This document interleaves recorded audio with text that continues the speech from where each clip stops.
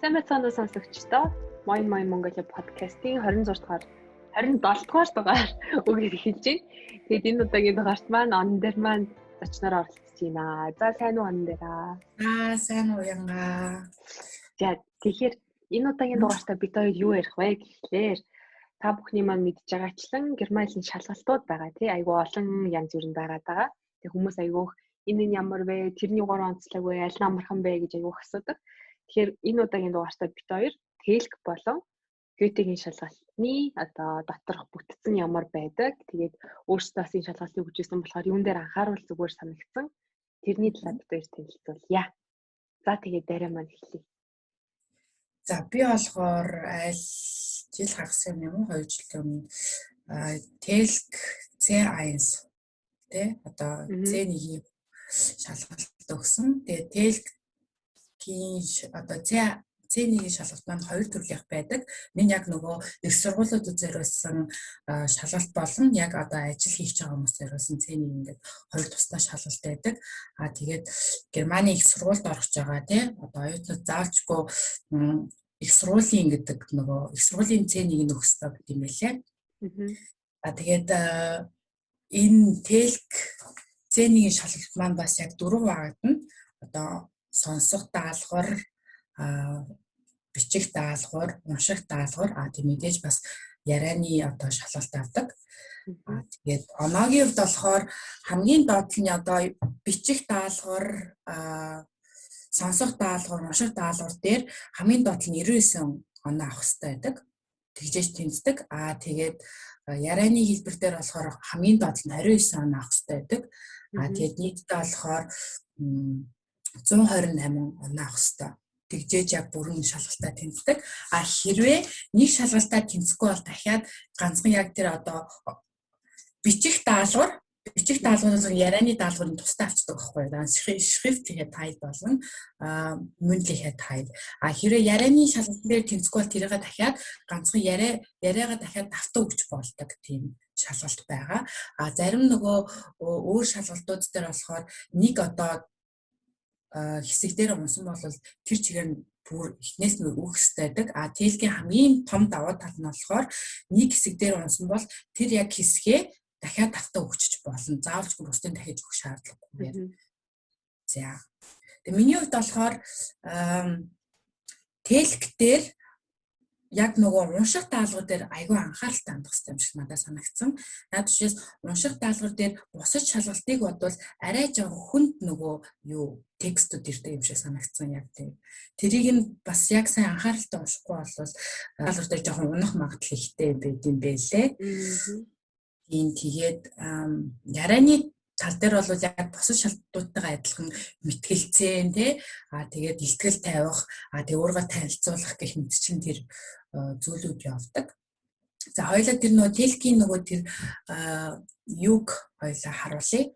Жишг шалгалтыг уу? Тэр нь бэлдэх юм нөгөө материал одоо Google-с та нар хайгаад Open Test гэж бэлдэж болно. За тэрийг хоёлаа харуулъя.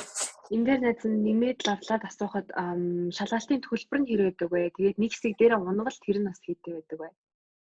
За шалгалт болохоор ойролцоогоор 120-оос 190-ийн хооронд байд юм билээ. Тэгээ яг ямар газар шалгалт өгж байгаас ямар одоо байгууллагаас шалгалт авч байгаагаас хамаарат тэгээ үнэн нь ингээд тодорхойлогдсон юм билээ. Тэгээд нэг тал одоо юу юм бэ? 190 евро гэж хэлсэн бол одоо нэг хэсэг дээр унчвал дараагийн удаад нь тэр хэсгээ өгөхийн тулд ойролцоогоор бас нэг 110-ыг төлд юм билээ. Тийм 110 евро.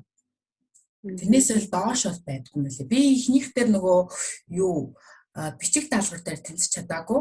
Тэгээд энийг 2 дахь удаага өгөх шаардлагатай болсон. Тэгээд 2 дахь удаага өгөхдөө би 110 төгсөж санагдаж байна.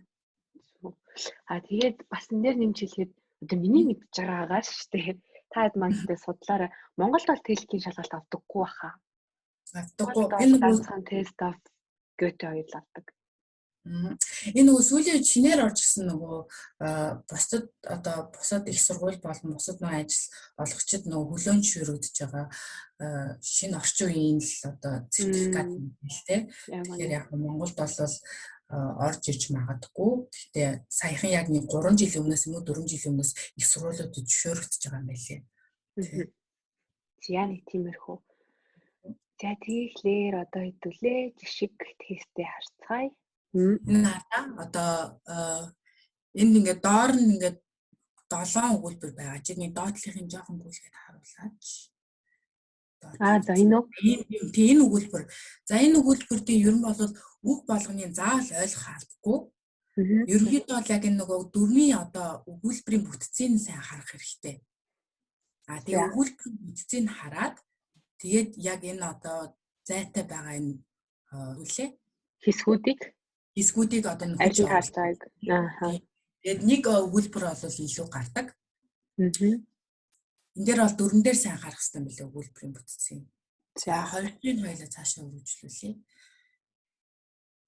За энэ дээр болохоор бас нэг ойролцоогоор 6 юм том текст өгж байгаа. Тэгээд тэр текстийн нөгөө үг бүрийнх нь нөгөө утгын сайн ойлгох хэрэгтэй.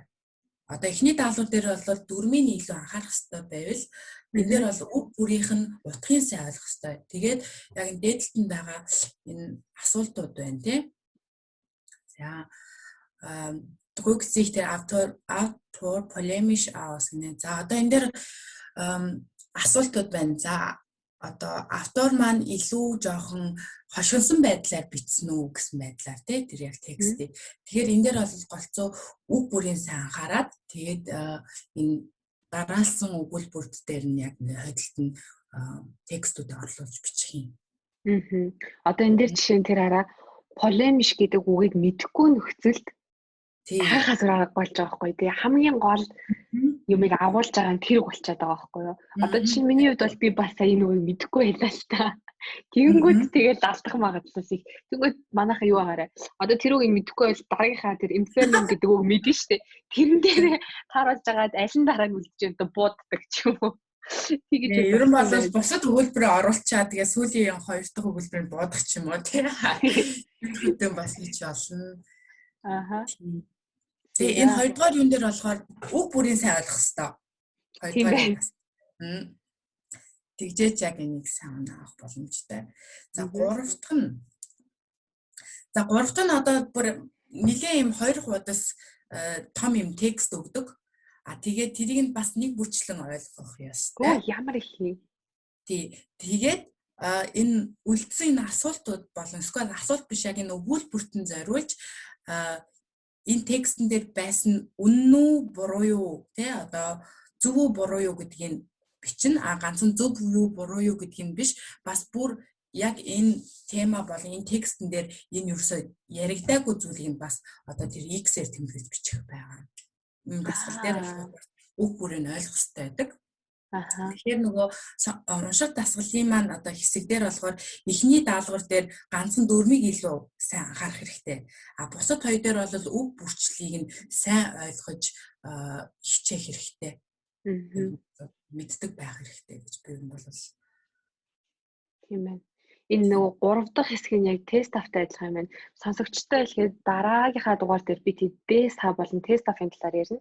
Тэгэд яг энэ одоо 3 дахь хэсэг нь бол тест автай яг ингэж орж ирдэг хэсэг байна л да. За ингээд унших маань дуусна. 3 хэсэг маань ингээд дуусч байгаа маа. За одоо энэ Sprachbausteine гэдэг нөгөө Bausteine гэдэг яг юм дөрмийн хэсэг байгаа. Энэ дээр бол цэвэр дөрмүүд мэдэх ёстой болно.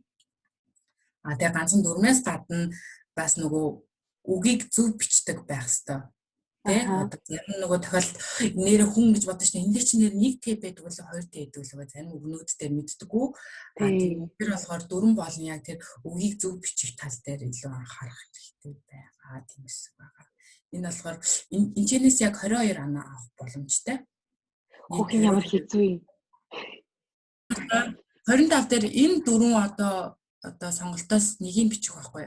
Гэтэ яг эдрийг нь уншихаар амар толгой эргүүлэхээр бүгдээрээ орох боломжтой ч юм шиг, үгүй ч юм шиг айгүй тийм сонин толгой эргүүлсэн.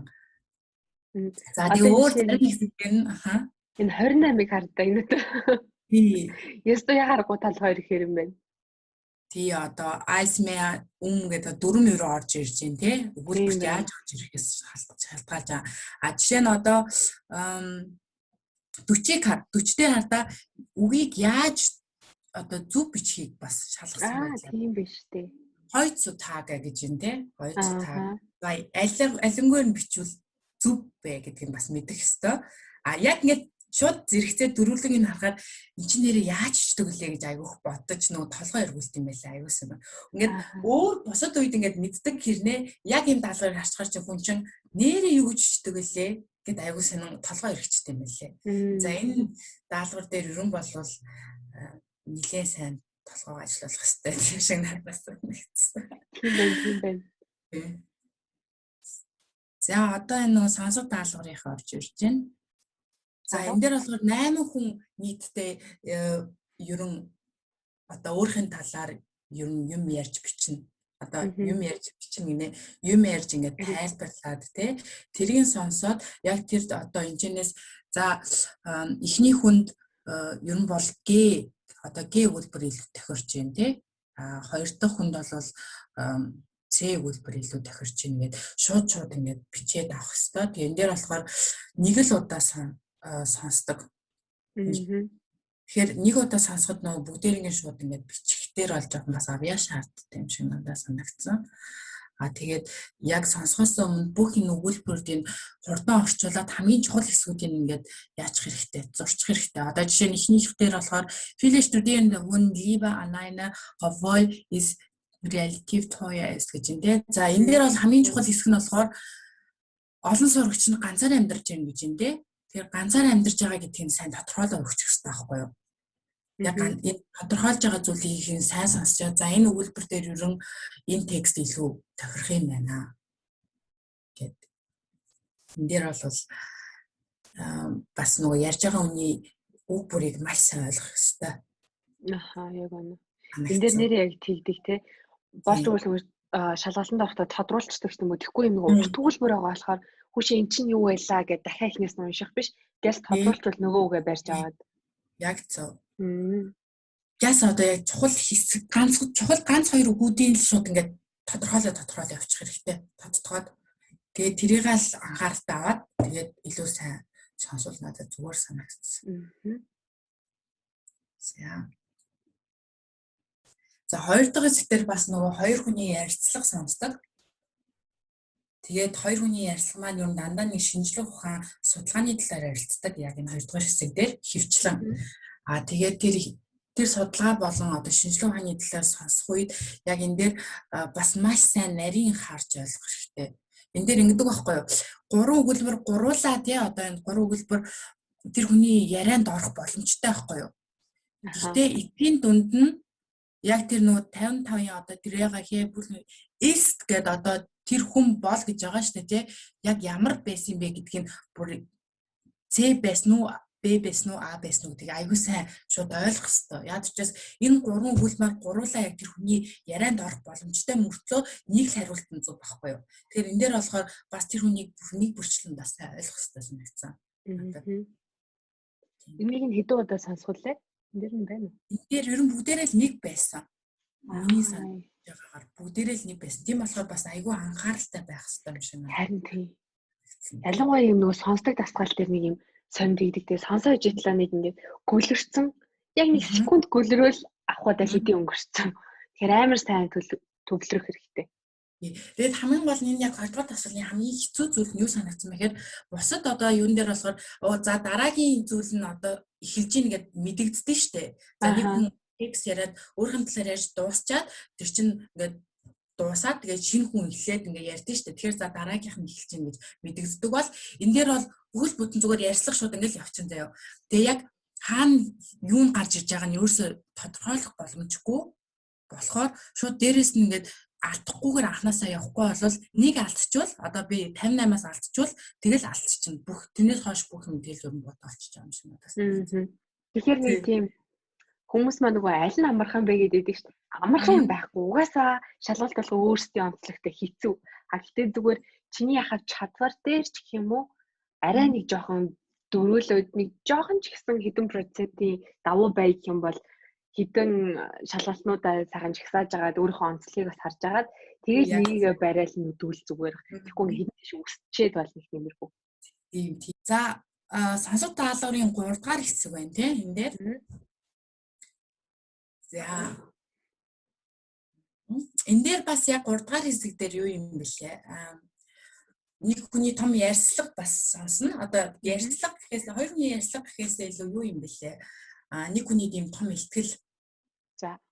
За тэгээ ихтгэлийн сонсоод энэ дээр байгаа одоо энэ үгнүүдийг харж агаад тэгээ яг аль хэсэг дээр нь одоо жишээ нь яг тэр Umfrage Ergebnisse дээр тавьчих. За одоо энэ дээр Umfrage Ergebnisse-ийн талаар ярина шүү дээ. Тэр хүн одоо яг нэг сэдвийн талаар. Сэдвийн талаар ярих дундуур яг чамд юм юу шууд ингээд сайн ажиглах ёстой наа та. Stiftung lesen, zentrale Aussage. За zentrale Aussage нь яг тэр хэсгийг аваад за тэр хэсэг нь яг гарч ирэхлэнгүүд одоо сонсож агаад за энэ zentrale Aussage дээр тэр хүн яг юу гэж ихтгэл тавьж байгааг сайн бичээд 65 дээр нь тэрийг гүйцээж бичих байхгүй юу? Ахаа. За 66 дээр тийм яг зөв. 66 дээр beruhigend Nachricht гэж юм те. За одоо энэ дээр болохоор яг тэр хэсгийг сайн сонсож агаад илүү юуг тодтогч өгснийг нь сайн сонсож агаад энэ 66 дээр нөхөж бичнэ юм зүйлүүдийн. Яг гол үгнүүдийн бичих юм байна. Гол үгнүүдийн. Энэ дээр заавалчгүй бүтэн өгүүлбэр ямар ч бичих шаардлагагүй. Нэг үг ч гэсэн бүтэн оноо авах боломжтой. Нэг үг. Яг тэр нэг үгийг л олж бичих хэрэгтэй байхгүй юу? Яг надад нэг асуулт байна. За би ингээ 66-ыг ингээ сонслоо тий. Тэнгүүд яг нэг юм хоёр би яг гол үг бариад авчий л та. Энэ хоёр аль нь ч гэж магадгүй гэж бодоод. Тэгээд хоёулангийг биччих юм бол аль нэг зүгийг зүгээр авах гэсэн байхгүй. Хоёр л бичсэн байлээ хоёулаа бодоох уу тий. Оноо авчихдаггүй байх уу?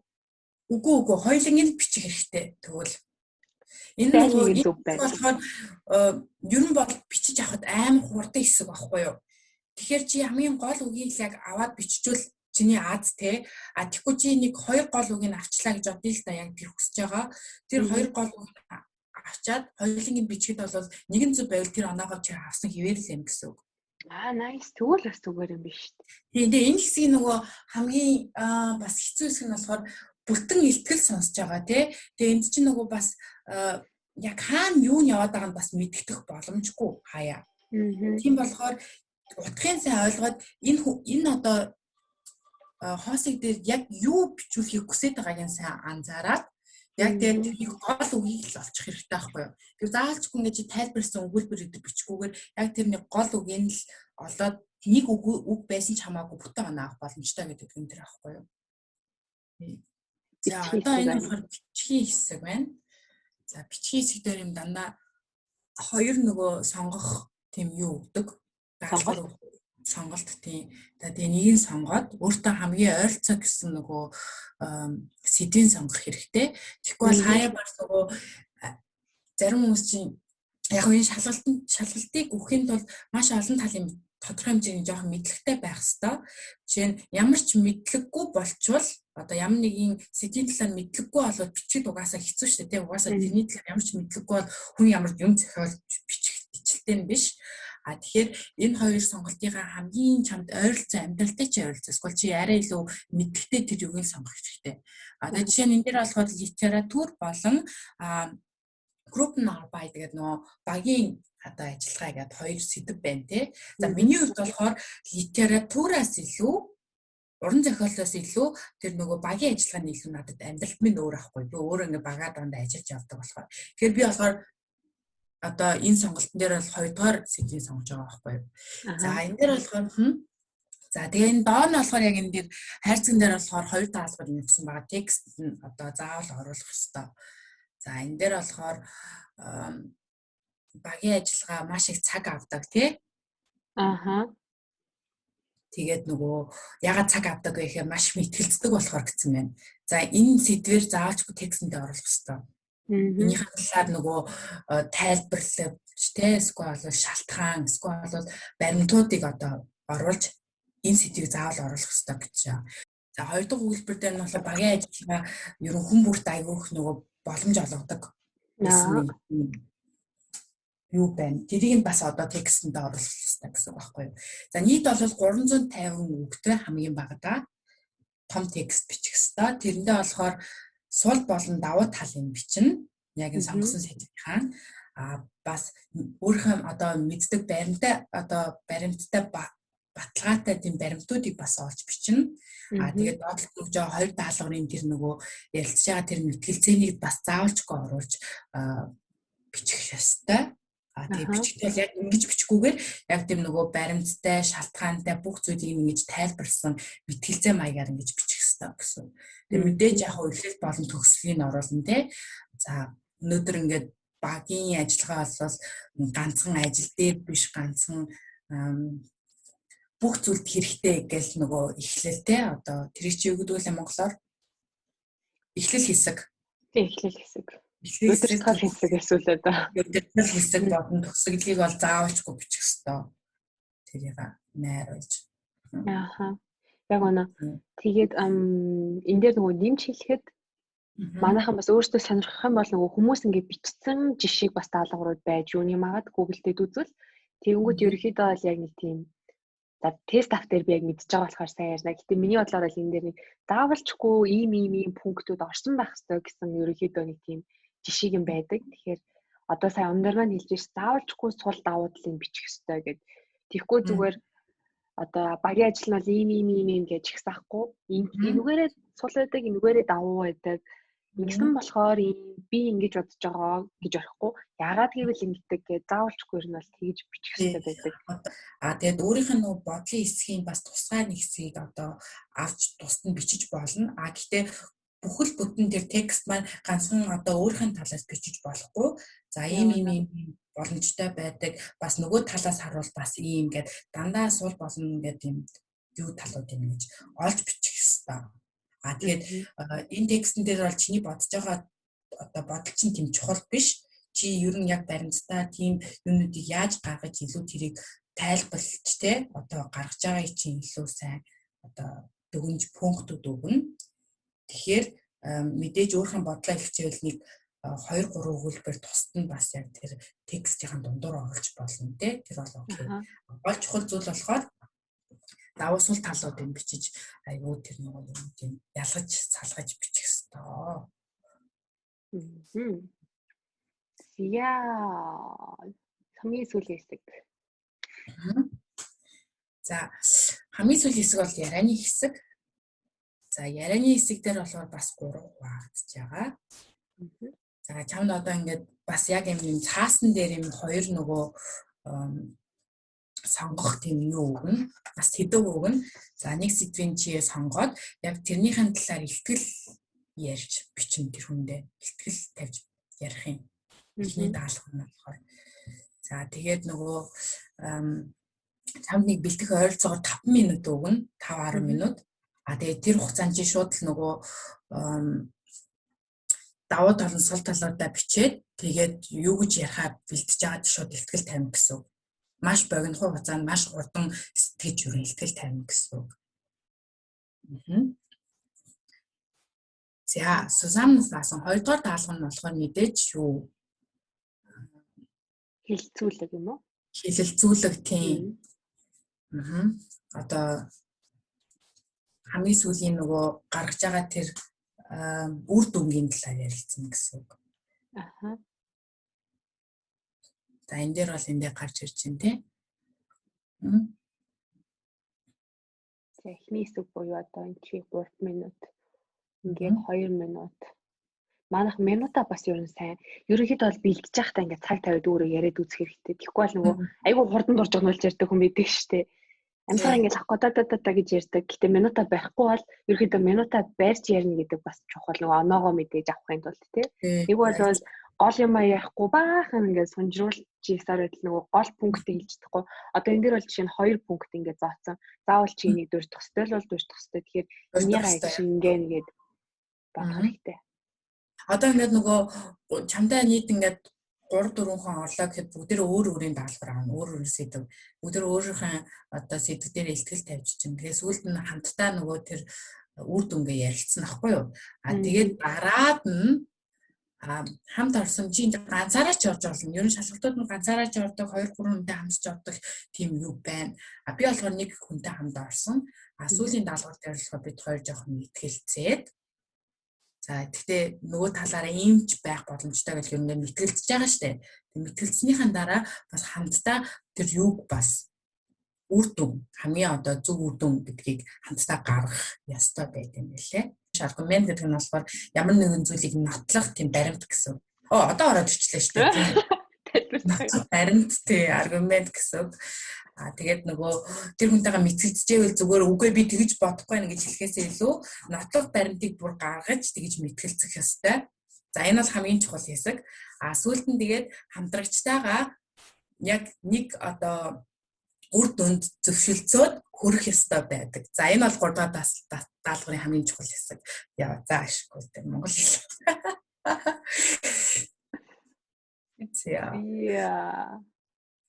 За тэгээд нөгөө ганцхан ярианы хэсэг болохоор тусад нь авж байгаа. Бусад нөгөө унших, сонсох, бичих болохоор нэг хэсэг гэж байж байгаа. Тэгээд 2 хэсэг гэж яриад байгаа. Нэг нь болохоор ганцхан яриа. Нөгөөх нь болохоор бичих, сонсох гэсэн хэсэг. Тэгээд нэг хэсэг байгаас энэ хоёрын нэг хэсэг нь унж болно. Тэгээд дахиад одоо тэрийг давтаж болно гэсэн үг. Яа. Энэ дээр нэрээ бас анхаарах юм нь нэмж хэлмээр санагдсан юм нь юу гэдэг? Манайх ингээ нөгөө нэг илтгэлээ тавихтаа бэлдэх минут байгаа штэ. Тэнгүүд хэрэн дээр ингээ өгүүлбэрээр ингээ бичээд авахгүй. Яг гол үгнүүдээ бичихгүй бол дараа нөгөө өгүүлбэрээр нөгөө хүн уншмаар санагдаж салахгүй. Ээлжил цагаа өрөөд аль эсвэл баг өгүүлбэрээр биччихлээ нөгөө цаас руугаа байн ингээ нүдгүйгээд ер нь тэгэхэд бол бас шалгагч нар нэг тийм зуулаалаа. Яг өөрөө ингээ гоё ярил те. Яг гол үгнүүдээ харлаа, санаараа авлаа шууд ярил ер нь зүгээр идэг шүү. Яг зөв. Энэ хамгийн чухал хэсэг. Яг ч бас хүн нөгөө аягүйх өгүүлбэр бичээд аягүйх цаг алдсдаг. Тэгээ 3 минут чинь бүр төсөөс аим хурдан өнгөрнө. Бурхан минь зүгээр нэг үг бичээд л өнгөрч шүү. Тийм болохоор баг ингээд цаасаа 2 хуваагаад тэгээд чи дотроо шууд бодож байгаа хэрэгтэй. Энэ хэсэг дээр нь давуу тал сул талынх нь зүгээр ганц өгнүүдийг бичээд тэгээ яг ярихаар болов шууд тэр өгнүүдээ хараад санаад шууд ингээд өгүүлбэрлөгөө өөрөө оруулаад ярих хэрэгтэй. Тэгэхгүй бол дуусаа. Мэдээж тхий бас хамгийн чухал зүйл бол яг ийм хөдөө тийм харилцаа яриаг хин нэгнтэй байнга давтах хэрэгтэй шалгалтанд орохоос өмнө яад ч бас их хүмүүс бас айгүйх нөө шалгалтын сандралаасаа болоод юу ч ярьж чадахгүй бас гардаг хүмүүс байгаа. Би бүр яг мэддэг байхгүй. Би нэг охинтой хамт орсон байхгүй юу? Шалгалтанд. За би болохоор юу яриад байгаа бидгүй юу гэсэн яриад байсан байхгүй юу? Яриад байсан. Тэгсэн чинь хажууд л охин маань зүгээр ингээ гатцсан. Яг үнэ бүр юу ч яриаггүй ингээ гатцсан заяа. Би тэгээд нөгөө дундуур нь чи тэгэж бодчих юм гэж яриад авахгүй. Тэгэхгүй бол би тэр охинтой мэтгэлцэхгүй бол бас миний оноо орж ирэхгүй. Яг үнэ. Тэгснэ баг тэр охины бодлыг би баг өөрөөсөө гаргаад тэгээ бүр аалж өгсөн. Тийм болохоор яг энэ хэсгийг нөгөө найзтайгаа ч юм уус бол хамт бэлдэж байгаа хүмүүстэйгээ айгүй сайн бэлдэж нүрээ задлаарай. Тэгэхгүй бол сандарлаасаа болоод юу ч ойлгохгүй, юу ч ярьж чадахгүй гарч ирэх боломжтой байдаг шүү хүмүүс. Ястаа нөө. Тэгэхээр тэлк нэг иймэрхүү байлаа. Сертификат нь ерөнхийдөө бол нэг иймэрхүү дуу харагддаг байгаа шүү. Энэ ононууд нь бичсэн хадгалт нь байна. За энэ дээр хадгалт нь болохоор боломжийн гэсэн нь болохоор 128-аас 128-аас 150 гэдэг ингээд дөнгүүдтэй. Тэгээд доор нь болохоор бичих нөө даалгавар дээр доод нь 99 оноо болон ярих даалгавар дээр доод нь 29 оноо авах хэрэгтэй гэдэг байсан байна. Хэрвээ та 90 оноо авчиж яг тэнцэхгүй гэсэн үг. Одоо бүх хүмүүс яг энийг аяг талаар асууж ирсэн. За ингээд бүх нийт оноо нь 130 гэ байлээ л да. Одоо энэ 130 гэ тэнцсэн дээр. Гэхдээ тэрнээс 90 оноо нь одоо бичих байж штэ. Тэгэхээр тэнцээгүй гэсэн үг. Яг ч бас энэ дээр яг заасан яг бичих оноон дээр доод нь 99 байх хэрэгтэй гэж заасан байдаг. Тэгэхээр бүх дөнгийнх нь нийтд нь биш яг одоо бичих болон ярианы даалгаврын хамгийн доотлын оног нь заасан байгаа. Хүмүүс болохоор 128-ыг одоо ингээд дүүргэсэн байж та яагаад тэнцээгүй ингээд бас нөгөө тэр шалгалтын дээр хүмүүс асуужсэн байхгүй юу. Тэгэхээр яг хоо энэ дээр гэж хэлэхэд тийм байгаа шүү. Зөв.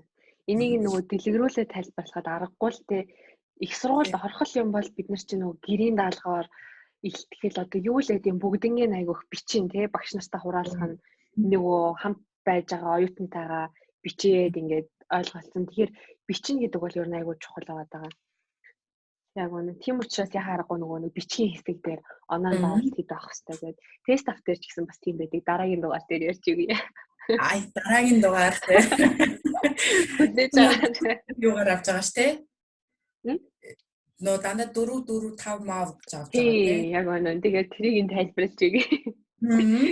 За одоо бид хоёрын дараагийн сэдв буюу Гетегийн шалгалт байна. Тэгээд тэр нь одоо тэлхээс ямар ялгаатай вэ? Таад маань өөртөө анзаарны тэгээд шалгалт өгж ийсэн туршлагаасаа ч юм одоо хуваалцъя. Тэгээд дараа маань яг C1-ийг өгчээсэн. Би болохоор Монголд байхдаа B1-ийг өгөөд тэгээд цаашаа дээш нь бол би Гетегийн шалгалт өгж байгаагүй. Тэгэхээр дараа маань яг нэмээд яваарай. Одоо нөгөө төвшин ахих тусам доторх сэдв нь өөр болдог уу? Аль эсвэл бүтцэн нь өөр болдог уу тий? Би болохоор одоо B1-ийн жишээн дээр та хэдэд тайлбарлаад ярья. За тэгэхээр манайхан юу яаж болно? Монголд бол Гетегийн шалгалтыг угаасаа зөвхөн яагаблахгүй. Гете институтээр авдаг. Тэгэхээр та хэд ингээ хайх юм бол ингээ одоо Монголын яг нэг Гетегийн институт гараад ирнэ. Тэгээ энэ чинээрээсээ та хэд нөгөө шалгалт нь хэзээ бол хуваараа харж болно. Энд чи ардаа хуваар бүртгэлгээд энэ дээр нь хэдэн төгрөг төлөгддөг нь байгаа гэд та хэд маань харчих үү. За юу. За тэгээд энэ чи би олсон нь болохоро ингээд Übungsmaterial ингээд Гетегийн шалгалт гээд хайгангууд энэ дээр чинь B1-ийн энэ одоо жишийг даалгавар нь энэ чинь ингээд сонсголтойгоо ингээд байж идэв. Тэ та ингээд ороод харж болно. За ялгаагүй тэгээд дөрвөн одоо хэсэгтэй дөрвөн чадвараа шалгуулна. За тэгэхээр эхний хэсэг уншихаар ер нь дандаа эхэлдэг шүү дээ нэрээ. Иймэрхүү текст байна. За тэгээд та хэд маань нэрээ иймэрхүү шалгалт бэлдэж байхдаа энийгаасаа хараад аваад байна. Lesen Sie den Text und die Aufgaben 1 bis 6 dazu. Энийгээ та ингээ уншаарай гэд тэгэнгүүт энэ доор чи ингээ 6 ийм текст байгаа. Тэгэнгүүт энэ дээрээс бид нэр яах ёстой байна вэ гэхээр одоо үнэн үү худлаа юу гэдгийг харна. Тэгэнгүүт ерөнхийдөө угаасаа би ингээл хэрвээ C1 ч юм уу B2 ч юм уу өгч ивэл доторх бүтэц энэ нь ингээ ижилэх учраас энийг уншиж цаг алдах хэрэггүй гэсэн. Гэтэ айгуу санаа би тийм хүн байдаггүй байх гэж утсан бас бэд юм байлээ. Яг энийг уншаад нөгөө нэг даалгавраа уншаад цаг алдчихдаг. Энэ одоо хоёр өгүүлбэрийг уншснаас энэ доотлын текстийнхаа хоёр өгүүлбэрийг уншвал зүгээр байгаа байхгүй юу? Тэгэхээр ерөөхдөө эдгээр чинь дандаа адилхан. Тэгэхээр нөгөө юу шалгалт өгч байгаа залуучуудад бүгдээрээ хэлэхээр энд нийтэд угаасаа нэг ганц хоёр тийм нөгөө даалгаврууд байгаа яг шалгалт дээр авах. Тэрийг Google-ээс өөртөө хайгаад өмнө бүр бэлтжих хэрэгтэй. Тэгээд ингээд эхний даалгавар дээр би энийг анхаарах хэрэгтэй гэдэг толгоонд оруулаад тэгээд шалгалтаа өгөх хэрэгтэй шүү. Тэгэхгүй бол цаг айгүйх алдна. Мөнгө ч айгүйх алдна. Яг үнэ. Цаг хугацаач алдна. Тийм, цаг хугацаач алдна тийм. Тий. Тэгэхээр за энэ дээр бол ерөөхдөө бол уншаад тэгээд энэ доотлын хэдийгээ уншиж хагаад зөвхөн худлаа юу гэдгийг ингээд сонгоно гэсэн. Энэ дээр яг түрүүнд арай хэлдэг шиг бас адилхан нэг тийм мэдэхгүй нэр зэрэг ороод ирсэн байдیں۔ Тэнгүүд нөгөө төстэй утгатай үг дэглэлийн текстэн байдаг. Доотлолт нь болохоор тэрний ижил утгатай үг нь хийгээ хийцэн ч юм уу. Тиймэрхүү байдаг. Тэгэхээр яг сайн унших хэрэгтэй. За нэгтгэн юм. Хоёр дахь хэсэг нь болохоор дахиад ийм текст байгаа. Энэ чинээсээ одоо доор нь A, B, C гэснээс аль нь зөв байна гэдгийг ингэж сонгоно. Тэгэхээр ерөөхдөө бол дахиад яг өгүүлбэрийнхаа утгыг сайн ойлгох хэрэгтэй. Тэгээд зарим нь ингээ үүсгэсэн байдаг шүү дээ. Ялангуяа үүсгэл дээр ингээ толгой эргээд тийм гэдэг л үгүй гэдэг л гэж айгүйх бас гарч болно. Тэгэхээр энэ дээр анхаарах хэрэгтэй. Энэ дээр бол нэг үрч ойлгох хэрэгтэй юм байна тий. Тэгэхгүй бол бас толгой эргүүлэхээр 3 сонголт байна шүү дээ энэ чинь тий. Энэ дээр миний нэг юу гэдэг зөвлөмж гэх юм уу та. Ерөнхийдөө л ингээд яхав та жоохон унших юм бол ингээд доголь дээрээ жоохон дөгсөн текст чинь гараад ирнэ. Тэнгүүд тэр хэсгээ энэ дээрээсээ уншлаа. Тэнгүүд одоо 7 уншлаа. Тэнгүүд ингээд жоохон холбоход амар бүтэн текстээ тэр чигт нь уншичаад дараа нөгөө 7-оос 9 хийх гэхээр 7-ог агуулсан текстийг мартчихдаг ч юм уу. Жохон тийм юм гараад идэв. Тэнгүүд жохон таад бас нэг тийм жохон арга суралцвал цагаа хэмтэх чинь зүгээр гэсэн үг. Тийм байна. За хоёр наач гой юу гэж шүү. Ерөөсөө ингэж л гарч ирлээ штэ энэ шалгалтнаас. Чи тийм Б1-ийг бол Монголд өгсөн юм байна штэ тий? Тэгсэн. Нэтэнд хийгсэн байгаа. Монголд хамгийн гол нь шалгалт өгөх боломжтой нэг л газар байна тий. Тэр нь болохоор Геотол юм тий. Харин тийм. Тест бас авч байгаа. Хүмүүлэг дээр авдаг юм шиг байлээ. Авдаг. Тийм үү? Тэгээрээ дэс хааг яадаг гэлээ. Тэрийг одоо худлаа яриад явах сайн мэдэхгүй байна. За 3 дахь хэсэг. Тэгээд манайхын нараа 10 минутын ингээд унших цагтай, маш сайн цагийн хуваарлттай байх хэрэгтэй. Тэгээд нөгөө нэг анханасаа өөрөө ингээд сэрүүлэг тавьж байгаа пак гэ хийхгүй бол дараа нөгөө нэг сандраад хүүшээ миний минут яаж ингээд нэг ингээд сандарчаар буцаад төлөрсөн юм чинь гарчин. Тэгэхээр энэ дээрээ наана айгуу сайн хийгээд байгаарай заяа. За энэ болохоор энэ дээр болохоор ингээд юм зар гэх юм уу та.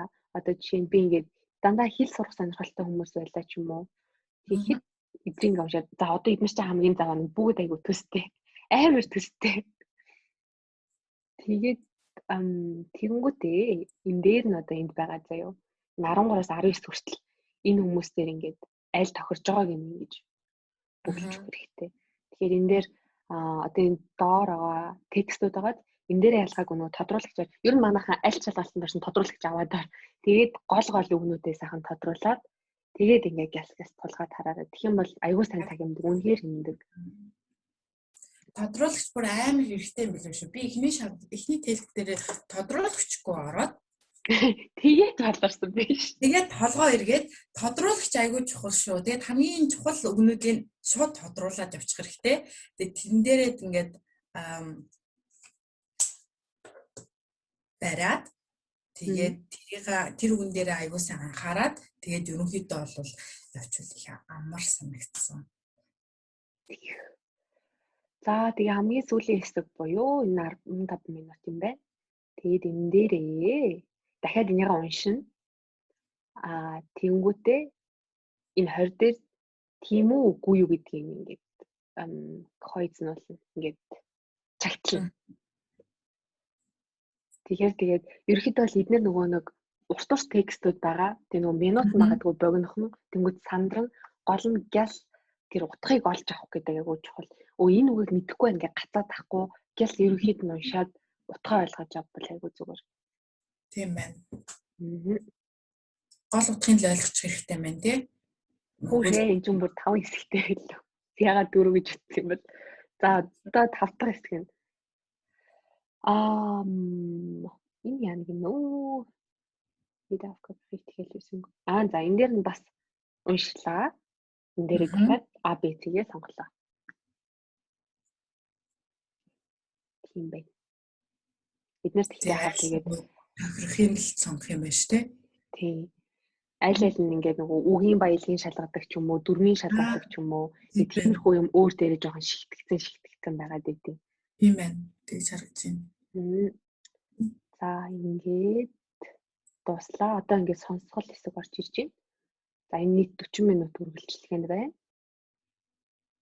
За тэгээд энийг нь хараа. Та бас яг өөрсдөө нөгөө нэг давтаж хийж явахдаа энэ жишээ нь 2 удаа сонсно гэж аахгүй. 1 удаа сонсно гэдэг юм дээр бүр алдах ч ирэх байхгүй, гүлрэх ч ирэх байхгүй. Яг л сонсгоо гүлрэх ч ирэх. Тэгээд удаа сонсно гүлрэх ирэх байхгүй шүү. Үнээр амар хатан өнгөртэй шүү. За тэгээд дээр бол энэ хараа. Одоо энэ дээр тийм одоо үнэн худлаа гэдгийг сонгоод дахиад тэр хүн чинь яах хэрэгтэй вэ гэх дээр асуусан байгаа байхгүй юу? Одоо хадтай Штайн яах вэ гэх тэнгууд А, Б, С аль хэлээ. Тэнгууд энэ дээр хардаа энэ хүн үнэн яаж энэ худлаа ярьж байгаа нүг гэдгийг хэлж барьж авна. Давхар тэр хүн яах хэрэгтэй болцсон бэ гэдгийг бас сонсох хэрэгтэй болж байгаа байхгүй юу? Энэ гэхдээ холилдож штэ их нь дөрөвдөх гээд. Тэгэхээр энэ дээр бас манайх анхаарах нь дандаа нөгөө зөв худлааг ингээд чагталдаг бол одоо энэ дээр болохоор яах ёстойг нь давхар сонсгуулж байгаа байхгүй юу. Тэгэхээр бас анхаарна. За хоёр дахь. За энэ дээр хараа нэг удаа сонсно гэж бод. Нэг удаа сонсон. Тэгэхээр амар сайн анхаараарай. Тэгээд бас сонсоол А, Б, С аль нь вэ гэдгийг харах юм. Одоо энэ дээр болохоор ингээд энэ музей нь болохоор ингээд битүү үнэтэй байдаг. Аль эсвэл хагас хэсэгчлээд ингээд хаацсан байдаг. Аль эсвэл жоохон хоосон дуу байдаг гэж аахгүй. Тэнгүүд айгүй муухайн нь энэ гурав чинь одоо тэр ялангуяа тэр хоёр юм айгүй төстэй. Тэрнээс чинь яг эднэртэй ч айгүй төстэй юм ороод ирнэ. Тэгэхээр бас айгүй сайн үг ерөн сайн мэдвэл зүгээр. Энэ дээр нэр зөвлөхөд юу байдэн штэ. Бэний шалгалтанд орох хүмүүст одоо хэрэгтэй үгийн сан гэдэг угаасаа геотегээс гаргасан байдгийг нэрээ. Тэрийг манайхан бас бодлоод авчвал айгүй зүгээр нэлийн жоохон зузаан доо тэгээд ихтгэл өгнө гэж чи зорж байгаа юм чинь сайн бэлтгэл хэрэгтэй. За 3 дахь нь тэгээд нөгөө үнэн худлаа гэдгээ бас нэг удаа сонсно. Энд дээр тэгээд яг нэг удаа сонсно гэдэг чинь амар чадварыг чинь шалгаж байгаа байхгүй юу? Дээрээс нэг удаа сонсохноор бол нэрээ үнэхээр бас тий амар анхааралтай байхгүй болвол тэгэл нэг алдчихвал дуусаа. Тэгээ гол нь манайха одоо тэгээд одоо бид хоёр алдчихвал дуусаа л гэдэг өөртөө хаширсан хүмүүс. Гэтэ яг магадгүй таад гял одоо 17-аг алдсан байвал 18-аг гял барьж авах ч юм уу тий. Тийм дээрээс суралцаад ажиллаарай. Тий. За энэ болохоор 2 удаа сонсно. Энэ хараа 3 4 хүн ингэ байдیں۔ Тэгээд энэ дээр болохоор одоо тэрийг хөтлж явуулж байгаа хүн тэгээд 2 одоо профессор ч юм уу сэтгүүлч хин тий байна. Тэнгүүтээ энэ стай айгүй муухай. Энэ айгүй хэцүү. Тэгвэл хин нь юу ярьж байгааг нь барьж аваад тэгээд одоо энийг тэр нэг сэтгүүлч маань тэр хөтлөж явж байгаа хүн хэлсэн гэвэл дээр аль эсвэл одоо тэр Дана Шнайдер гэсэн бод тэр хүн хэлсэн юм бол тэрийг ингээ сонгоно гэсэн. Тэнгүүд хамгийн чухал нь тэр 23-аас 30-аас амжих хэрэгтэй. Тэр яг юу гэдэг вэ те? Энэчнээс дахиад нөө тодруулагчаараа л хамгийн чухал үнүүдийн л яг оноо. Хэвээр юм биш те. Тэнгүүд энэ дээр яг миний анзаарснаар жоохон нэг тийм арга гэвэл энэ ид чинь нөө дараалаад ярьж байгаа штэ. Тэнгүүд жоохон сонсож байгаад одоо тэр нь ярьж ин да нэг ээлжилж жоохон яриад байдаг байхгүй юу.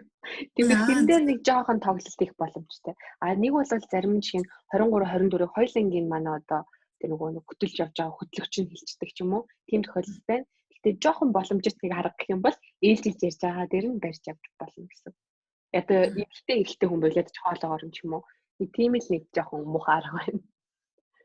Тийм бааж бүх аргаал юу хэрэглэх хэрэгтэй. Хамгийн даваад.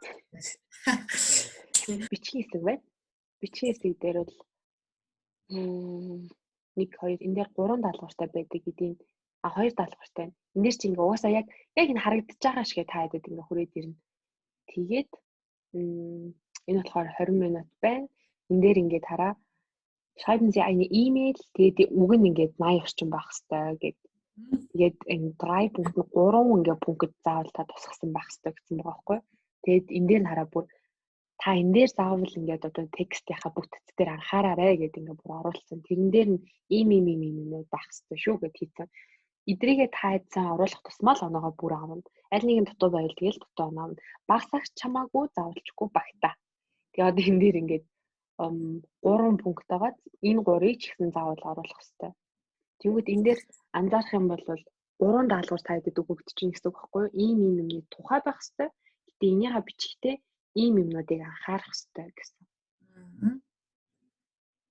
За тэгээд дараагийнхан дахиад ингээ бичих даалгавар энэ юу гэлөө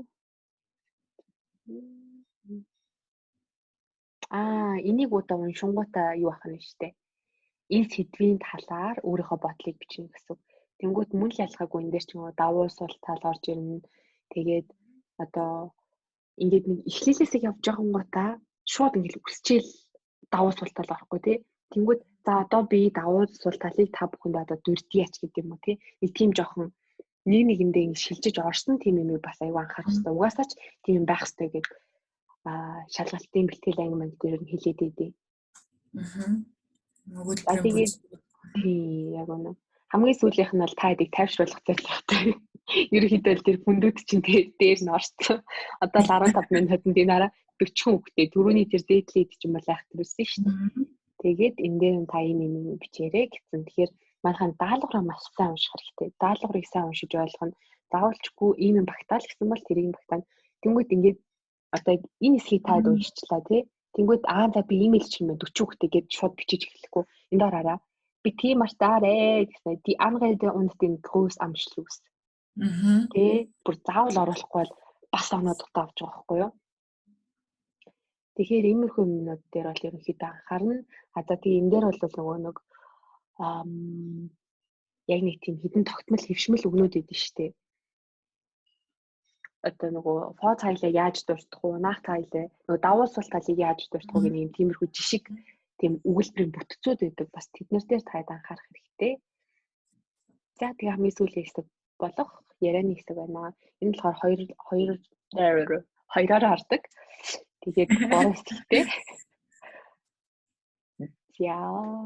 Тэгээд энэ дээр хардаа 3 минут гэдэг үргэлжлэх хугацаа гэдэг. Тэгээд энэ дээр чинь миний санаж байгаа гаруй нь яг тэр нөгөө тэлк дээр сонголт гэдэг чинь сонголттой байдаг санагдаад байна. Тэгээд тэнгууд энэ дээр ингээд даалгавраа бас унших нь байна. Юу яаж ярих хэрэгтэй байх нь байна.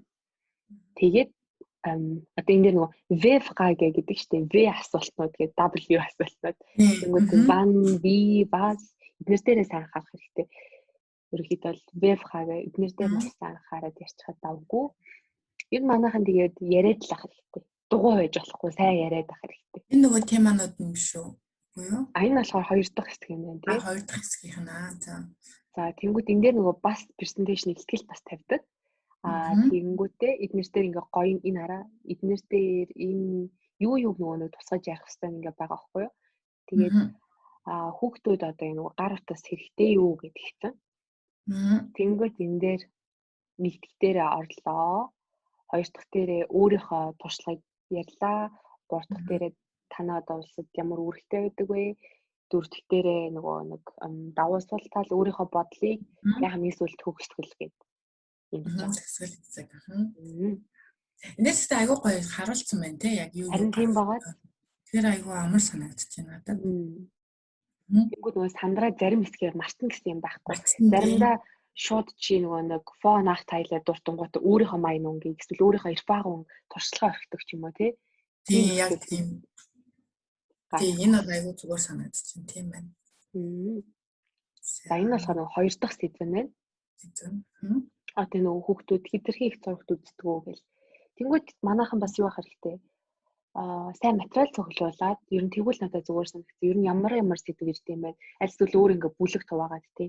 Нэг бол интернет одоо тийм нөгөө орчин үед ерөнхийдөө их яригддаг сэдвүүд орж ирээд идэв. Эрүүл хооллолт ч юм уу. Эрүүл хооллолт тэгээд нөгөө интернетийн хэрэглээ их байх нь зөв гэдэг бол зайлшгүй орж ирдэг юм байна шүү. Тэг яг шалгалтуудын тэр нөгөө ганцхан бичих хэсгээр биш бусад одоо хэсгүүдээр маш их нөө шинжлэх ухаан орчин үеийн тэр нөгөө интернет болон зурагт үзэх гар утас бас заавалчгүй орж ирд юм байлээ.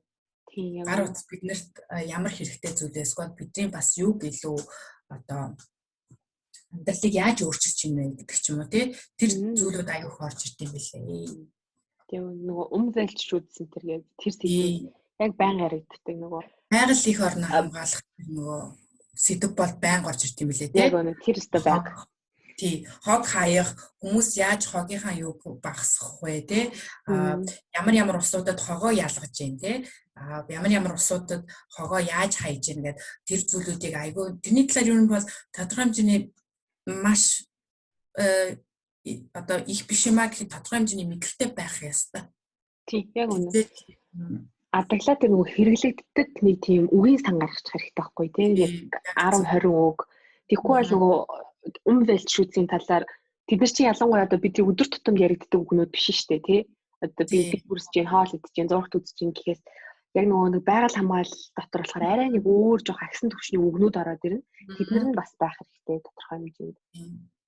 Тэгээд энэ дээрээс анхааруулчих яа. Хоёлаа түрүүн тэлх дээр яриаг байна. Тэгтээ ерөөдөө шалгалтууд нэлийн төстэй байдیں۔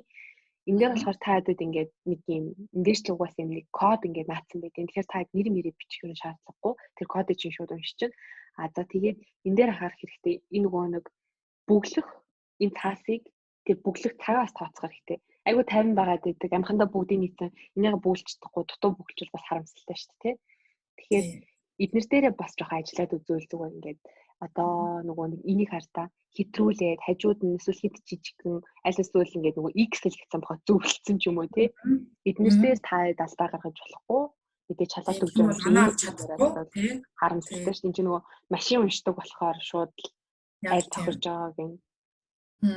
Тэгээд бүгэлдэн энэ дээр бас нэг юм хэлэхэд одоо яг тэр шалгалт авч байгаа тэр бусад цаасууд байгаа шүү дээ. Унших нэ тэрэ тэн дээр юу бичсэн чи хинт ч хамаагүй юу гэж тодорхойлсон чинь ч хамаагүй өөрийнхөө хүснээр тодорхойлж олно. Хамгийн чухал хэсэг дээр телкийн шалгалтын дээр ч тэр те яг хамгийн чухал цаас нь бол яг энэ одоо бүглэх цаас байгаа. Энэ дээрээ яг маш анхааралтай бүгдийг нь бүглэх нь аягүй чухал. Тэгээ энд нөгөө бүглэх бас хэдэн минут өгдөг. Тэрийг нь ашиглаад шууд бүглэх хэрэгтэй. Бусад нөгөө унших, сонсох одоо тэр цаасан дээр юу бичих чинь нэг тийм сонирн биш. Ер нь баг ерөөсөө хамаагүй. Гол нь яг энэ цаасаа л зөв бүглөөд тоомоо тий одоо тэс дараагийн сайн анхааралтай авч бүглэхгүй бол бас толгой эрхүүлэх тийм жоохон дараалтай юм лээ. Телкийн арай өөр байдаг санагдаж байна. Тэгээ хамгийн чухал цаас нь ер нь энэ шүү. Энийг л яг зөв бүглэх хэрэгтэй. Харин тийм. Одоо энэ чинь арай нөгөө тайл 3 дээр түрүүн байсан шүү дээ. Нөгөө нэг бахан зар байсан. Тэгээд ингээ нөгөө нэг эдгээр чинь хардаа чи ааг бүглэхэд энэ доор байх ёсгүй л байхгүй юу? Тэгж яхад тэгж мэгэж алдаа гаргаж болохгүй. Тэрэн дээр анхаарах хэрэгтэй. Тэргээд бол шалгалтанд ороход багш нар чинь тайлбарлаад өгчтэй. Хэрвээ би буруу бүгэлсэн нөхцөлд яаж нөгөөхөө зөв болгох вэ гэрийн араа чи хэрвээ алдаад бүгэлсэн бол нэга хараар бүтэн будаад зөвийгөө ингээд x-лэн гэсэн үг. Хэрвээ чи энэ нөгөө зөв x-лсэн эхний маань хараар будчихдгийн зөв байсан байж тээ гэсэн нөхцөл багшаа дуудаад тэгээд засуулж болдог. Тэгэхээр тэрнээр бас санаа зовлтгүй гол нь тайван бүглэх хэрэгтэй. Тэгээ нөгөө бичгийн хэсэг дээр чи ийм та нарт цаас өгнө. Яг гол бичих цаас тэгээ хажуудалд ноороглох цаас гэдэг. Ноороглох цаасын бас ялгаагүй харахгүй. Хэрвээ чи айгүй том бичгтэй ч юм уу тэгээ цаас чинь дуусчих юм бол дахиад цаас нэмүүлээд авч болно. Тэрэн дээр санаа зовлтгүй. Гэхдээ би нэг ийм жишээ сонсч ирсэн нөгөө бичгийн хийх нь жоохон муухай, яг хит муухай нөгөө нэг шалгагч нь уншихад айгүй хэцүү. Тэгээд нэг хүүхдийг оноог нь нойлж ирсэн гэсэн юм би сонсч ирсэн шүү. Тэр одоо айгүй үнэн цагт яг мэдгүй байна. Гэхдээ би сонссон. Бүр нөгөө шалгагч нь уншиж чадахгүй одоо бүр айгүй амарчсан. Тэгэхээр тэгээ бас нойлох юм шиг байна. Тэгэхээр үнэхээр жоох яхаа бичгийн дээрээ жоох асуудалтай байвал анхаарахгүй бол яг айгүй сайн бичсэн байдаг. Тим дээрээс болоо алдвал бас жоох хэцүү тий. Тий харамсалтай шүү дээ. Тэгээд нэг химиг бас хэлэхэд телкийн шалгалтын дээр миний анзаарснаар заавал харандаагаар бичдэг юм лээ. Тексттэй ч гэсэн бүгдээр ингэ харандаагаар бичдэг юм лээ. Ямар тийм үү? Тий. Бүр би чи 2 удаа өгсөн хоёулын дээр заалжгүй харандаа гэсэн. Тэгээ 2 өөр газар өгсөн шүү дээ. Яг нэг газар биш. Тэгэхэд бол заавал харандаа гэсэн. Тэгэхээр ер нь бол бусад хүмүүсээс сонсгож ч гэсэн харандаагаар л яг бичдэг юм лээ бүгдээр ингэ. Тэр айгуу сайн юм аа тий. Би бол тест автер яг бүгд л балаар гэж байсан. Хар юм уу цифр өнгийн балаар. Өнгийн бал гэж болохгүй. Гёте дээр бас яг тэгж байсан. Тэгээ гол нөгөө харандаа чинь ингээд жоохон арилчин тий. Аль эсвэл одоо хүмүүс балруулаад дахиж шалгалтын засч өгөх юм уу? Revise хин мэдлээ. Энэ дээр тэгээд хартаа нөгөө миний саяны олсон жишиг даалгавар дээр болохоор ингээд доотлолт нь дахиад өөр яаж чүл зүгээр байсан бэ гэсэн саналууд ингээд тавьсан байгаа. Тэгэхээр энэ болохоор нөгөө нэг одоо ядаж харах юм бол за 80 үг маань нэг ийм хэрхүү хэмжээнд байх нь гэж багтаа. Нэр манайхаа за үгээ тоолоо суучваа. Тийм байхгүй шүү дээ. Үг тоолж цаг авна гэсэн юм зү байхгүй шүү. Шууд одоо чи угаасаа шалгалтанд орох гэж амар бичээд байна. Тэнгүүд яг хэр их хэмжээнд бичих ёстойгоо мэдчихнэ. Тэгэхээр ерөөхдөө бол баримжаагаараа шууд бичээл явна гэсэн үг. Үгээ тоолоо суужвал цаг авна. Тэгэхээр иймэрхүү харагдах нь. За дараагийнхын даалгавар юм байна. Тэгээ 3 тон болох нь 40 хүүхдэд гэж хэлсэн шүү дээ. 40 хүүхдэд захиавал иймэрхүү л болох нь. Тэгэхээр энэ дээрээ анхаарна. За тэгээ нөгөө сонсголын хэсэг байсан шүү дээ. Тэрний үгэн хэлбэр ингээд бичсэн юм байгаа. Тэнгүү дараа нь хэрвээ алдсан ч юм уу тийм хэсэг байвал энийгээ тааруулаад уншаад би яг ямар сцен барьж авч чадахгүй байсан байна вэ гэдгээ энэ дээрээс харж болно. За тэгэхээр хэдүүлээ сая нөгөө Бэнигийн Гётегийн шалгалтын одоо жишээ тестийг харлаа. Тэгмүүд энэ дээрээс нөгөө Цэнийг маань заавалчгүй их сурвалж гаргахад шаарддаг байгаа шүү дээ. Тэгэхээр дараа маань энэ дээр нөгөө ялгаатай юм юу вэ? Анхаарах хөшөө юм юу вэ? Тэрийг тайлбарлаач гэж хүсье. Гёте C1 тэг C1-ийн шалгалт маань болохоор яг нөгөө унших даалгавар дээрээ дөрмийн бас нөгөө шалгалт одоо 3 дахь хэсэг дээр нь тэр яг дөрмийн нөгөө илүү авсан тий дөрмийг илүү шалгасан тийм даалгавар байдаг. Тэгэлтээр бол тусдаа нөгөө дөрмийн тий одоо үгний одоо зөв бичих хэсгийг ингээд шалгасан тийм Sprach Bausteine байдаг бол Гёте C1 дээр бол одоо сонсох бишээ нөгөө унших даалгавар дээр шууд ороод давхар орсон байдаг. Тэгээд бас Гёте C1-ийн бас нэг арай өөр даалгавар гэвэл бичих даалгавар дээр бид нар ямар нэгэн даалгавар аваад ямар нэгэн сэжийн талаар нөгөө текст бичээд тэрнийхээ сул болон давуу тал ер нь тэрнийхээ мэддэг бүх мэдлэгээ ер нь болвол бичих бол Гёте C1-ийн нөгөө бичих даалгавар дээр болохоор энэ графикчлсан тийм зураг авна. Судалгаатай. Тэгээд тэр судалгааныхаа тэр юг графикийг танилцуулаад маш сайн танилцуулах хэрэгтэй. За танилцуулахдаа бол ингээд бүх одоо тэр он болон тэр танилцуулгыг нэг бүрчнээ хийх шаардлагагүй хамгийн чухал байгаа тэр графикийн одоо хэсгүүдээс танилцуулаад тэрэн дээрээ нөгөө баримтуудыг оруулаад Gesundheit энэ дээр нөгөө нотог баримтуудыг оруулаад тэгээд өөрийнхөө бас нөгөө бодол болон тэгээд эхлэл болон төгсөл хэсгээ бичих тийм даалгавар байгаа. Ярианы хэсэгтэр болохоор Гёте C1 нь болохоор хоёр хэсэгтэй. Нэг нь бол мэдээж нэг сэдвийг нөгөө илтгэл тавьж ярина. Бусад нөгөө герман хэлний шалгалтуудтайгаа адилхан. Хоёр дахь хэсэгтэр болохоор шууд нэг одоо хамтарч орсон хүнтэйгээ шууд итгэлцээд явах тийм хоёр хэсэгтэй. Хоёлаа энэ чи хальт гүйлгээд шууд хараа явчих тий. За энэ нэг унших хэсэг байна. Энэ дээр бол нөгөө сая хэдүүлгийн тэлгтэй адилхан байсан шиг ийм бүглэх хэсэг орж ирж байна. Энэний нэг онцлог нь бол тэлгтэй нөгөө сонголттой байсан бол энэ дээр сонголтгүй өөрөө шууд уншаад аль тохирох ухтар байна уу, үг байна уу шууд тэрийг бичих нь. Одоо жишээ нь энэ текст байгаа шүү дээ тийм хоёр дахь текст. Энийг нь унших юм хоёр дахь удасны. За энийг нь уншаад одоо эмчнээс ойлгосон зүйлээ тэр дээр текст дээр оруулах байхгүй юу? Яг ямар үг одоо энэ шаардлагатай бичих ёстой вэ гэх тийм нүүл дээр этикет нэгжсэн байна. За тэгээд нөө доор нэр үгээр орж ирсэн үгнүүд нь энд үйл үгээр орох боломжтой байхгүй юу? Зү. Тий одоо жишээд фаагна гэдэг нь одоо тэгээ фаагна гэсэн бол дээдлэлт нь фаг гэдэг дугуйчд гэдэг үгээр орох боломжтой байхгүй юу? Тэгээд тэрийг нь айгүй сайн бас харж хийх ёстой. Эхний даалгавар надаа энэ бас жоохон хэцүү санагдсан. Тийм байна. Зүг. Энд чинь унших юмтай юм биш. Би энэ нөгөө доош нь харахгүй шууд за өөрөө бодож байгаа л шууд одоо огтор шууд аваад явах. Нөгөө фойн гингүүд шууд одоо аф авдаг ч юм уу тий. Тэгээд явах хэрэгтэй болов уу гэж бодсон. Яг нь чиний хэлдгээр бол зөв өөрөө бодож олох нь зөв. Зарим нөгөө одоо нэг үгийг бол олон утгаар бас хэлж болдог шүү дээ тий.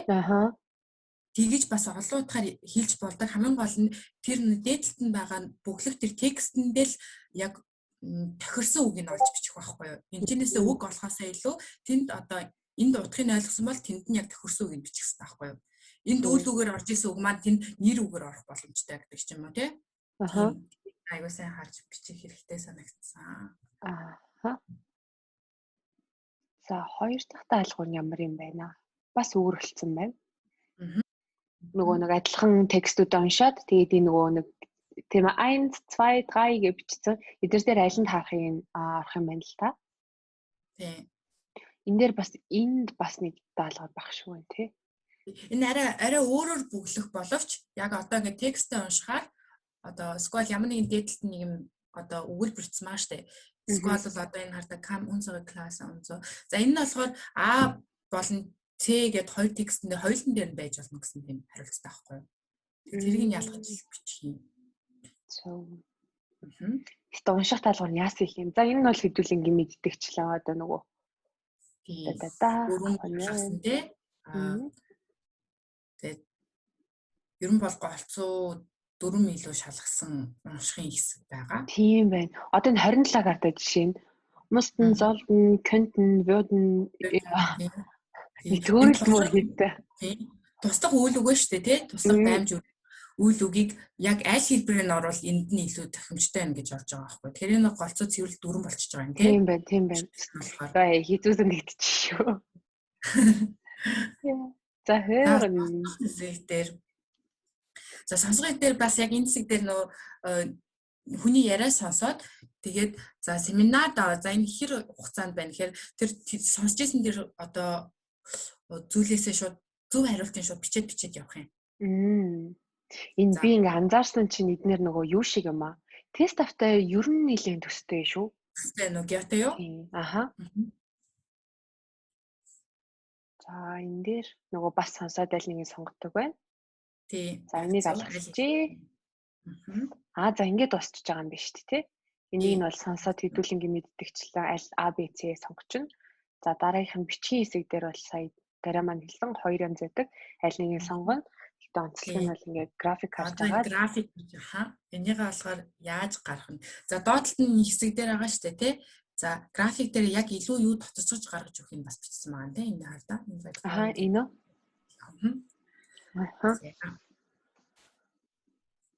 За тэгэхээр ийм хоёр сонголттой ирдэг үү энэ?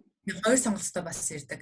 Тэгээд чамд аль график нь илүү тайлбарлахад амар байна тэрийг нь сонгож аваад тайлбарлангаа бас нөгөө өөрийнхөө юу бичиж гэсэн тексттэй.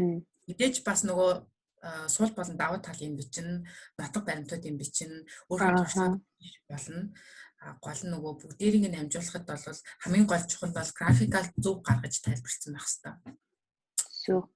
Энэ дээр нөгөө сонсогчтой хэлэхэд энэ ер нь тест автаа нэлийн төстэй юм байна. Тэгээд одоо манай энэ дуудагийн дугаар жоохон өндөрлөг тийшээ байгаа учраас бид хоёр яг энэ график бичээлтэн дээр түр орхичих. Яагаад тэгэхээр тест автаар яг бүр бичих нь ганцаархнаа яг энэ бүр дангаараа ирдэг. Хажуу талдаа өөр даалгаваргүй. Тэгэхээр тэрэн дээр нөгөө юун дээр анхаарж яаж одоо тоо баримтыг дурдах хэвээр тэрэн дээр илүү дэлгэрэнгүй явъя гэж одоо түр орхилоо. За тэгээ хоёр дахь бичгийн даалгавар нь. За энэ дээр бол жишээ нь хардаа нэг захиа хүлээж авсан байна те хүн. За тэнд нь тохирох хариултын доотлолт нь бичнэ. Тэгээд тохирох үг болон яг тэнд нь тохиромжтой хувирсан үгнүүдийг бичнэ. Тэгэхээр яг энэ болохоор бас давхар нөгөө дүрм орчиж байгаа юм тий. Тийм байна. Зүгээр нэ тохирох үгийг бичихгүй бас тохирох үгийг нөгөө хувиргаж оруулж бичнэ. Тэгэхээр яг энэ хэсгээр тодорхой хэмжээний бичих чадвар болон бас дөрмийн юуг нь бас ингэ авчиж байгаа. Тэгэхээр геотой болохоор нөгөө хоёр дүрм хэсэгтэй гэсэн үг. Нэг нь нөгөө уншихтаар байсан, нөгөөх нь бас энэ бичихтэр байгаа даа тий.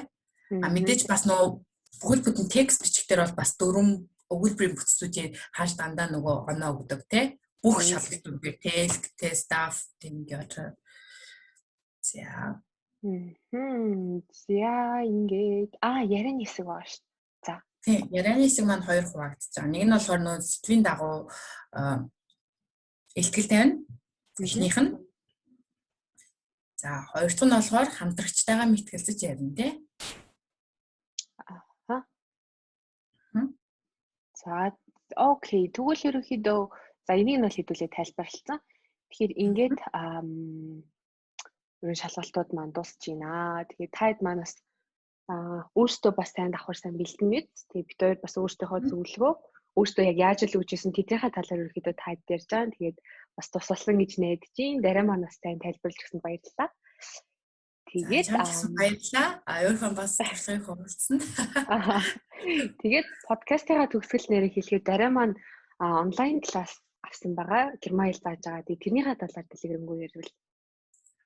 Миний онлайн класс маань онлайн хэлний сургалт маань яг 3-7 оны эхэлсэн ихний маань. Тэгээд ер нь бол цаашид оюутан болох Германд ирж ажиллах тийм хүмүүс зориулж А1-ийн хамгийн анхан шатны сургалт явуулж байгаа. Тэгээд дараагийн сургалтын маань бүртгэл маань 2-7 оны дараа эхэлнэ. Тэгээд сонирхож байгаа хүмүүс бас мэдээж настай холбогдож болно. За тийм байна. Тэгэхээр манайхан онон дээр нэргүүгээд Facebook нэгаа. Тэгээ би тэд энэ видеогоо шеэрлэхдээ дарааг меншн хийж ин тэгээ та бүхэн манаас холбогдож болох юм шүү. Баярлаа. За тэгэхээр дараагийн дугаарт болохоор би test of days та хоёрын одоо ялгааг тэгээд бас яаж өгчсэн юун дээр анхаарах талаар ярина. Тэгээд та бүхэн дараагийн дугаарыг хүлээж аваарай. Тэгээд Moin Mongolia podcast гэдэг Facebook дээр тавил пэйжүүд байгаа. Instagram байгаа, YouTube channel байгаа. Бүгднийг тэгээд лайк, share хийгээрэй. Тэгээд дараагийн дугаар хүртэл баяртай. Баяртай.